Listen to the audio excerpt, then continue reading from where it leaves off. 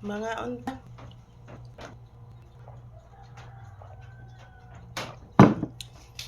Igutom ko. Kaunta na may buwad. Buwad talho.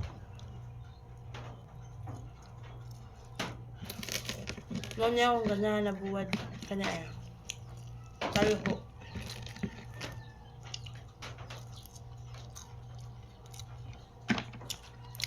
Napoy itlog. Kaning itlog, ako nang ibilin sa akong anak. Kang Aaron ba? Magkinamot sa ako ay.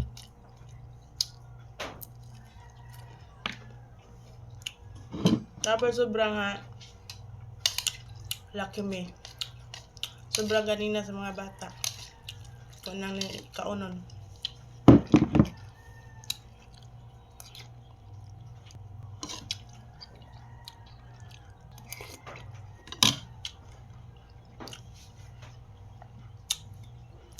Kaon naman sa kwato gani ha?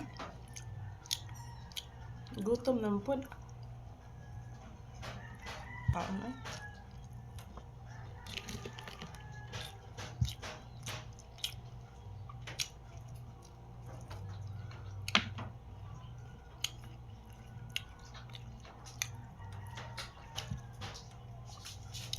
Ang akong anak, dili siya satisfied sa iyang pagkaon pag walay itlog.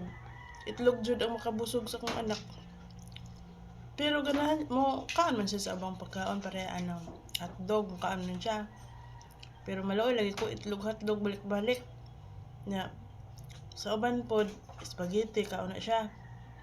Pansit dili ayo, samot ang utan di gud siya mukaon. Nya usay isda magtuwa kog isda.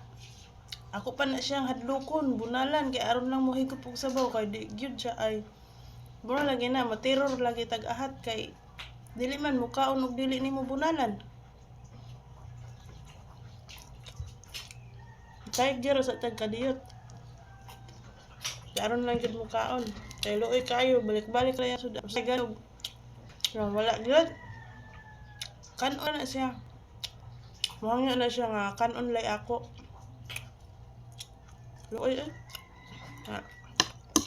kita kay pwede man ta magtuwar tagkuan. Mutuwa may yung tamban.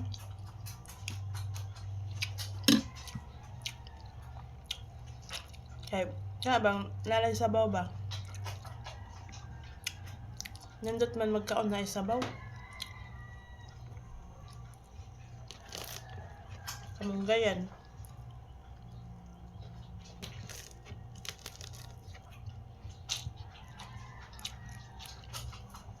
Ganahan gyud ko aning talho nga buwad. Kay maunod man gud siya, maunod. Unuron ba? Baga siya og unod.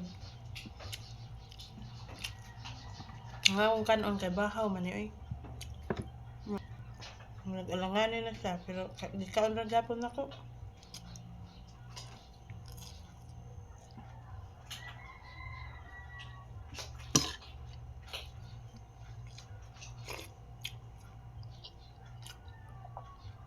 Sangaon na mo ay. Unsa nang orasa oh? Ting snack man ron sa school. Nga ako pamahaw.